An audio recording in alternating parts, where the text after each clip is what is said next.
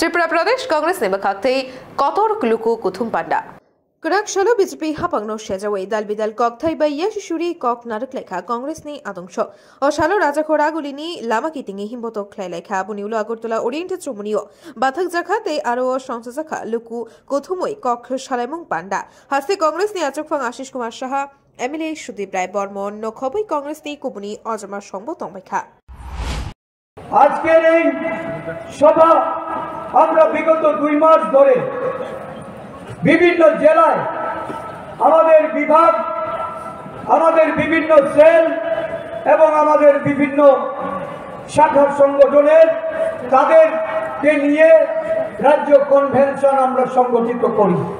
সেই কনভেনশন থেকে যে আওয়াজ উঠেছে সেই কনভেনশনের মূল যে লক্ষ্য ভারতবর্ষের সংবিধানকে যারা দুর্বল করতে চায় বিলুপ্ত করে দিতে চায় সংবিধানের উপর কাটাছেঁড়া করে যারা সংবিধানকে তার যে প্রদত্ত ক্ষমতা তার মৌলিক অধিকার তার সংরক্ষণের অধিকার এই সংবিধান মূলে ভারতবর্ষের মানুষ তার ভাষাগত তার পরিধানগত তার খাদ্যাভ্যাসগত তার কথা বলার যে অধিকার বর্তমানে বিজেপি সরকার ক্ষমতাসীন হয়ে বিগত 10 বছরের অধিকার যারা কেড়ে নিতে চেয়েছে তার প্রতিবাদ করে ভারতবর্ষের জাতীয় কংগ্রেসের নেতা মল্লিকার্জুন খার্গেজি এবং আমাদের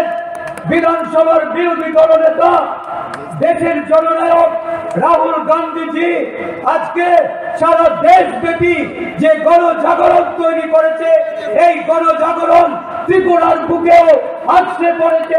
ত্রিপুরার সংবিধান রক্ষক সৈনিকরা আজকে পথে নেমেছে। জেলায় জেলায় যেমন আমরা আমাদের সাংগঠনিক শক্তি প্রদর্শন করে প্রতিটা জেলার নাগরিকদের কাছে আমাদের বার্তা পৌঁছেছি। আজকে কেন্দ্রীয়ভাবে এই সমাবেশ থেকে রাজ্যের প্রতিটা মানুষের কাছে আদিবাসী এলাকার গিরিকন্দরের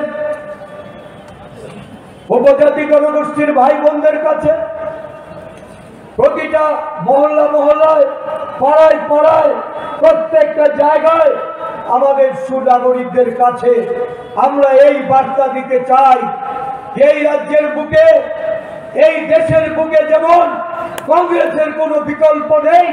সংবিধানকে আঁকড়ে ধরে সংবিধান বাঁচানোর জন্য যে লড়াই জাতীয় কংগ্রেস করছে আজকে এই রাজ্যে গণতন্ত্র পুনরুদ্ধার করতে সংবিধান বাঁচাতে সংরক্ষণকে মান্যতা দিতে কংগ্রেস দল ত্রিপুরা প্রদেশ কংগ্রেসের নেতৃত্বে বুক চেতিয়ে লড়াই করবে সাহসিকতার সঙ্গে।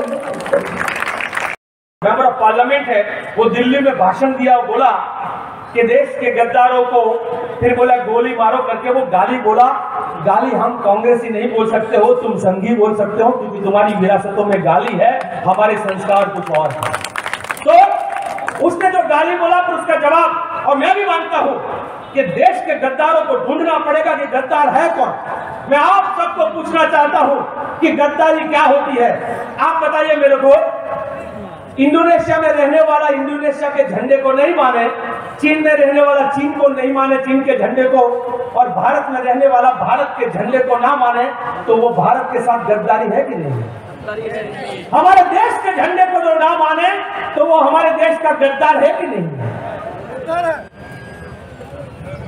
अपनी शाखाओं में तिरंगा की जगह पे गेरुआ कौन फहराता है? 52-55 साल तक नागपुर में अपने हेडक्वार्टर में तिरंगा कौन नहीं फहराता था?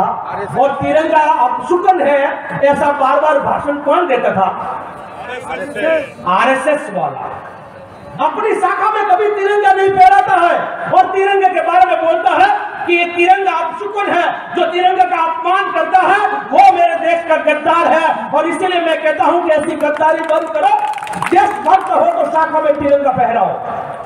एक और चीज साथी, हम जब कोई अवार्ड जीतते हैं, अभी चैंपियंस ट्रॉफी जीते, कोई बड़ा कार्यक्रम शुरू होता है तो कौन सा गाना गाया जाता है? नेशनल एंथम होता है, जनगण मन शुरू होता है, हमारा राष्ट्रगान शुरू होता है। हमारा राष्ट्रगान जो ना गाए वो देश का गद्दार होता है। जाके पूछिए आरएसएस की शाखाओं में कभी राष्ट्रगान क्यों नहीं गाते हो? वो तुम सदा वत्सले क्यों बोलते हो? क्या राष्ट्रगान तुम्हारी शाखाओं में सिखाना तुम्हारी जिम्मेदारी नहीं है? ना तुम राष्ट्र के झंडे को मानते हो, ना तुम राष्ट्रगान गाते हो। तीसरी बात, देश संविधान से चलता है, किसी की मनमानी से चलता है। देश किससे चलता है? किसी के मन की बात से या किसी की मनमानी से नहीं चलता है। देश संविधान से चलता है, और अगर देश संविधान में चलता है, संविधान से चलता है, तो वो संविधान का पार्लियामेंट में अपमान करना, संविधान बनाने वाले का अपमान करना और संविधान को दरिया में फेंकने की बात करने वाला वो संघी, वो देश का गद्दार है। झंडे को ना माने, आप पता ना मेरे को गद्दार है कि नहीं? झंडे को ना माने तो, संविधान को ना माने तो, राष्ट्रगान को ना माने तो, और ये तीन गद्दारी से नहीं रुकते हैं, वो और आगे बढ़ते हैं। मैं कहता हूं हमेशा, मेरी मां के हम चार संतानों के बीच में कोई आकर हमारे बीच में फूट डाले, कोई जहर बोए, तो वो मेरी मां का गद्दार हुआ कि नहीं हुआ? हम भाइयों को अलग कर दे तो वो मेरी मां का गद्दार होता है। और उसी तरीके से भारत मां के 8 संतान, हिंदू, मुस्लिम, सिख, ईसाई, बौद्ध, जैन, पारसी, बहाई, इसके बीच में लड़ाई किसने लड़ाई? हमारे बीच में जहर किसने बोया? धर्म के नाम के दंगे किसने करवाए? तो धर्म के नाम पर, जातियों के नाम पर भारत माता की संतानों को आपस में लड़ाने वाला इस देश का सबसे बड़ा गद्दार है। और इसलिए मैं कहता हूं कि हर संघी जो ये सोच रखता है वो देश का गद्दार है, और भाजपा के कुएं में वो संघी पानी है, इसीलिए वो जहरीला पानी उनकी जुबान से निकलता है, इसीलिए वो जहरीली भाषा बोलते हैं और इस देश को लूटते हैं। साथियों, लड़ाई बहुत लंबी है। इस देश के लोकतंत्र को बचाना है। देश में संविधान, आप सोचो, संविधान ना रहे, आपके पास वोट का अधिकार ना रहे, आपके पास अगर वोट का अधिकार नहीं है, सरकार चुनने का अधिकार नहीं है, तो आपको पूछने कौन आएगा? गरीब हो या महिला हो या वृद्ध हो, उसको भी वो एक वोट, ऐसा कोई संविधान हमारे देश में आता? हमारे देश में मनुस्मृति का संविधान आता है, हमारे देश में मनुस्मृति का विधान आता, और वो विधान जो है वो दलितों को, आदिवासियों को, महिलाओं को, गरीबों को, वो पिछड़ों को मतदान करने का अधिकार नहीं देता, वोट करने का अधिकार नहीं देता। ये यही करना चाहते हैं दोबारा, ये ऐसा संविधान लाना चाहते हैं, ऐसा बदलाव लाना चाहते हैं कि आने वाले समय में ना बांस रहे और ना बांसुरी बजे। तो आपके लिए आने वाला समय, आपकी पीढ़ी, मुझे तो, मैं लगातार इसलिए घूम रहा हूं और पूरी ताकत से ये बात को रख रहा हूं। और राहुल जी, आपने देखा होगा ना, कन्याकुमारी से कश्मीर तक चला, क्या नारा लेकर चला था? राहुल जी का क्या नारा था? जब कन्याकुमारी से कश्मीर तक चला तो क्या नारा लेकर चले थे? भारत को जोड़ो, भारत के एक एक व्यक्ति को, परिवार को, समुदायों को जोड़ो। राहुल गांधी जोड़ने की बात करेंगे, संघी भाजपी तोड़ने की बात करेंगे। और राहुल जी कहते थे कि मैं नफरत के बाजार में मोहब्बत की दुकान खोल रहा हूं। तो ये नफरत का बाजार जो संघियों ने, जो भाजपियों ने जो खड़ा किया है, वो नफरत के बाजार के सबसे बड़े 5 पावर स्ट्रक्चर है त्रिपुरावासियों, आप समझ लीजिए। धर्म की आड़ में, वो धर्म के नाम पर एक दूसरे के खिलाफ लड़ाएंगे, जातियों को बांटेंगे, जातियों के बीच में वो लड़ाई शुरू करेंगे, फिर वो बाजार अपने बाप का कर लेंगे, मीडिया अपनी मालिक का कर लेंगे। एक तो टीवी बहुत आवाज उठाते थे, अदानी ने खरीद लिया, कुछ अंबानी ने खरीद लिया, तो ना मीडिया में आवाज आएगी, ना धर्म के धर्मंधरों से आवाज आएगी, समाज को विभाजित कर देंगे तो ना समाज से आवाज उठेगी। हर जगह पे भाजपा जनता की आवाज को दबाने का काम कर रहा है। मैं त्रिपुरा के बारे में पूछ रहा था कि त्रिपुरा में कैसी सरकार चल रही है, तो आपसे पूछना चाहता हूं, त्रिपुरा का जो पहले तो विप्लव जो थे वो करप्शन कम करते थे, शायद ज्यादा करते थे, नहीं मालूम है, पर पहली और दूसरी दोनों सरकार मिलकर, ये दोनों में ज्यादा करप्ट मुख्यमंत्री कौन? कंपटीशन है ना। कितना प्रतिशत आप मानते हो, कितना परसेंटेज यहाँ चलता है? 10%? उससे ज्यादा, उससे ज्यादा, 15?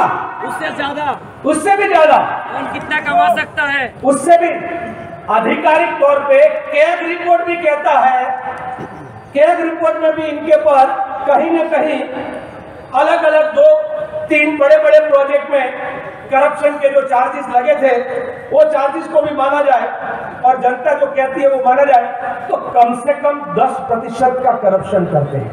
उसका मतलब है कम से कम, ज्यादा तो 15-20 भी होगा, कभी कभी तो कागजों पर पूरा योजना बन के कागजों पे खत्म हो जाएगा, कहीं 100% वाला भी होता है इनकी सरकारों में। डैम बनते हैं, डैम शुरू हो जाते हैं, वो अलग बात है। ब्रिज बनते हैं, ब्रिज कोलैप्स हो जाते हैं, अलग बात है।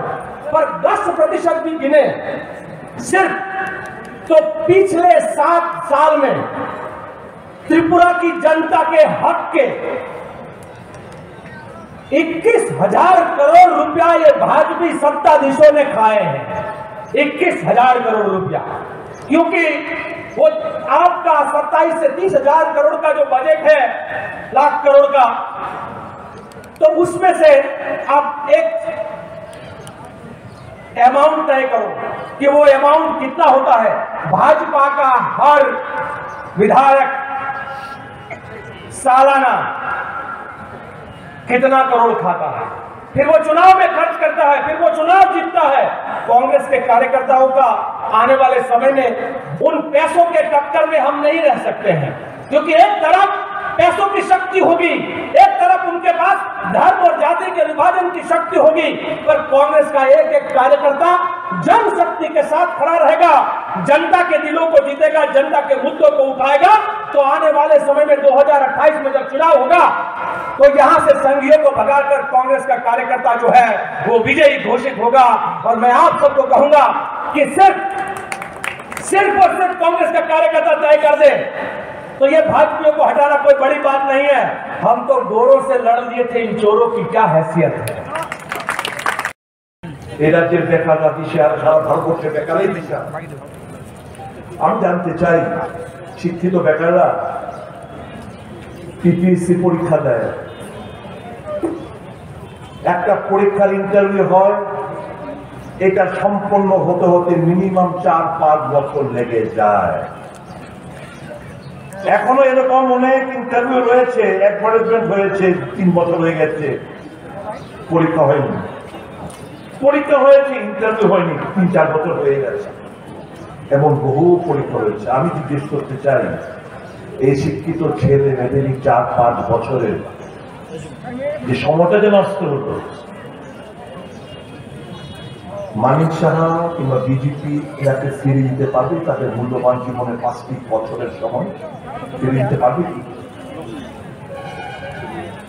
পারবে না। কত পরীক্ষার্থী বসে ত্রিপুরা রাজ্যে? টিপিএসসি পরীক্ষা কত পরীক্ষার্থী, অথচ ইউপিএসসি যখন পরীক্ষা হয় মিলিয়ন ওদের শিডিউল, ওদের কবে পরীক্ষা হবে, কবে ইন্টারভিউ হবে, কবে রেজাল্ট হবে, তার শিডিউল বের করে দেওয়া হয়। আর আমার কাছে কিছুই নাই। বিভিন্ন দপ্তরে ভাজপা সরকার আসার পর গত 7 বছরে 30,000-এর অধিক বাজেটে গ্রান্টস দেখতে বোঝা যায় 30,000-এর অধিক রিটায়ারমেন্টে গেছে। ডিআরএস এর কথা বলছি না, শুধু রিটায়ারমেন্ট থেকে 30,000-এর অধিক। তাছাড়া voluntary service, government retire service DRS নিয়েছে এরকম কয়েক হাজার বিভিন্ন পোস্টের এরা খালি পড়ে রয়েছে। চাকরি কত 7 বছরে কত ভাবে হয়েছে? রেগুলার ইরেগুলার আউটসোর্সিং সমস্ত কিছু মিলে তাদের বক্তব্য যদি সত্য কথা ধরে নিই, মাত্র 13,000 চাকরি হয়েছে, 30,000 রিটায়ারমেন্ট গেছে, ভিআরএস গেছে আরো অনেক। 7 বছরে মাত্র তাদের বক্তব্য, তাদের কথাটা যদি সত্য ধরে নিই, মাত্র 13,000 শূন্য পদ পূরণ করা হয়েছে। বাকি তো 1 বছর পর তো এই পদগুলো অবনতি ঘটে যায়, আবার নতুন করে ক্যাবিনেট বসে সিদ্ধান্ত নিতে হয়। আর একজন মন্ত্রী, আমার স্নেহধন্য মন্ত্রী, তাকে দিয়ে সমস্ত বলানো হয়। তাকে ভুল বুঝবেন না, তাকে দিয়ে বলানো হয় কি অমুক ডিপার্টমেন্টে এতটা পদের সিদ্ধান্ত হয়েছে ক্যাবিনেটে, আমরা বেকার এত গ্রুপ গোষ্ঠীর সিদ্ধান্ত, বাস এরকম বহু অ্যানাউন্সমেন্ট যেটা ম্যাটেরিয়ালাইজ করতে পারেনি, এমন অ্যানাউন্সমেন্ট হয়ে রয়েছে, এখন হতে পারে না। এইভাবে বেকারদের জীবন যদি যৌবনটা নষ্ট করে, কিসের সরকার এটা? তো বেকার বিরোধী সরকার, করাপশনে ছেয়ে আছে। আরবান অ্যামেন্ডমেন্ট ৭৩তম ৭৪তম সংবিধান সংশোধন হয়েছে। মনমোহন সিং সরকার ভাবলেন ২০১১ সালে যে নর্থ ইস্টার্নের ৪টি রাজ্যের মধ্যে 6 শিডিউল জারি আছে, ত্রিপুরা, আসাম, মেঘালয়, মিজোরাম, এই ৪টির মধ্যে 6 শিডিউল আছে। তাহলে এদেরকেও যদি আমরা অ্যামেন্ডমেন্ট না আনি, তাহলে তো ওখানে সঠিকভাবে এম্পাওয়ারমেন্ট, জনজাতিদের এম্পাওয়ারমেন্ট, আদিবাসীদের এম্পাওয়ারমেন্ট, অর্থনৈতিক, সামাজিক, রাজনৈতিকভাবে চলবে।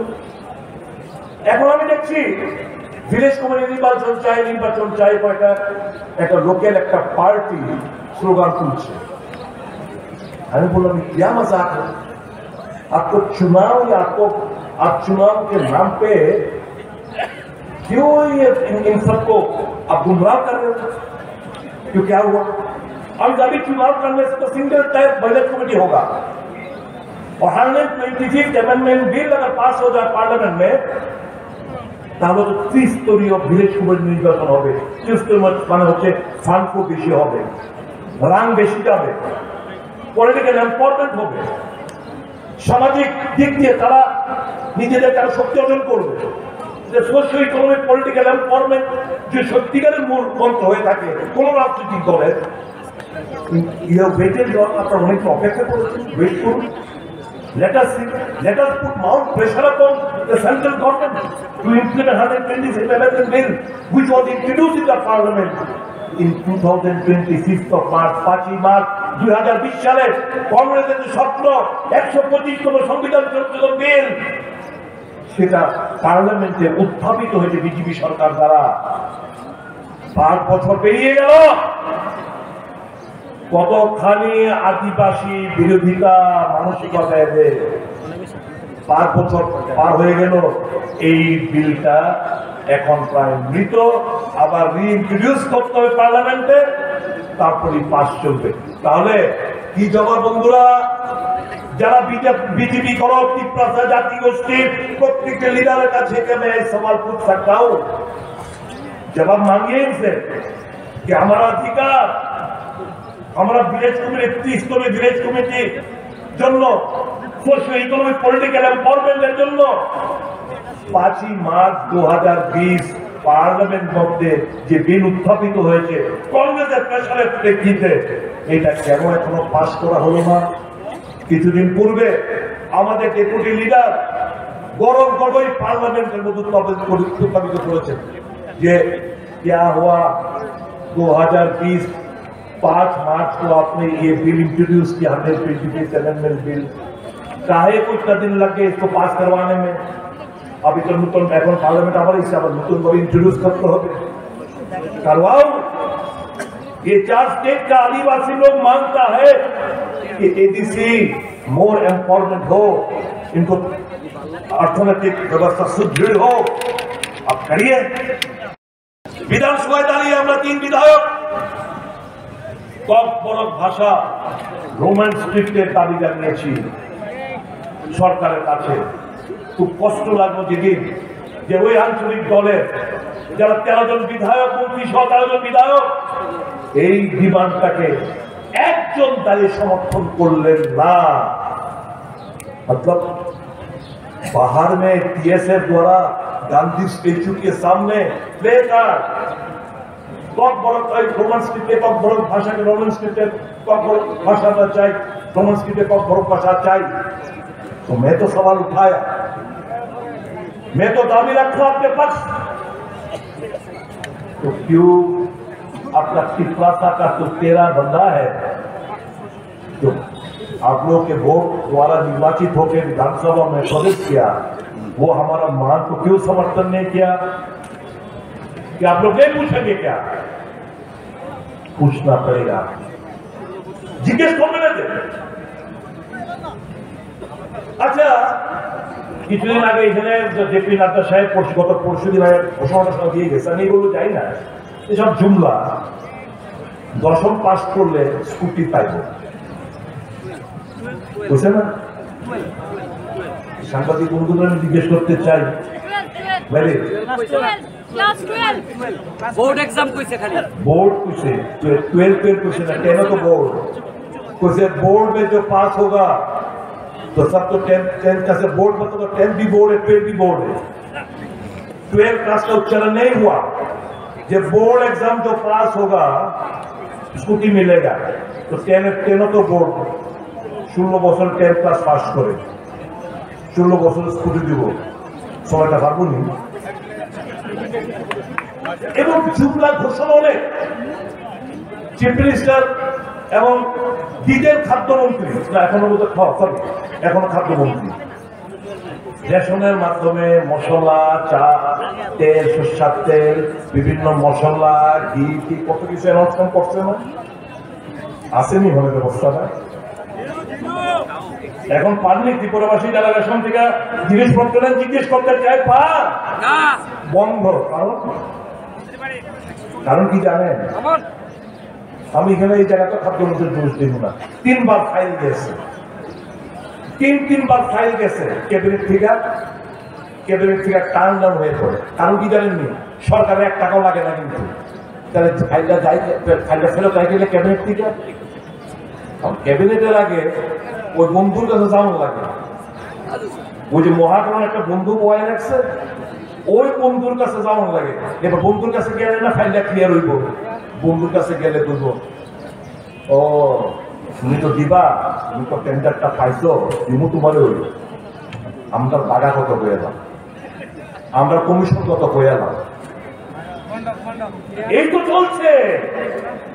তাকে বাগাও দেয় না, খারাপ রাস্তা রেশনের মাধ্যমে তেল, মশলা পাতি, আরো কি যা যা পাইতে এগুলো বন্ধ হয়ে দিচ্ছে, বুঝছেন তো? Bureau report, খুম্পই।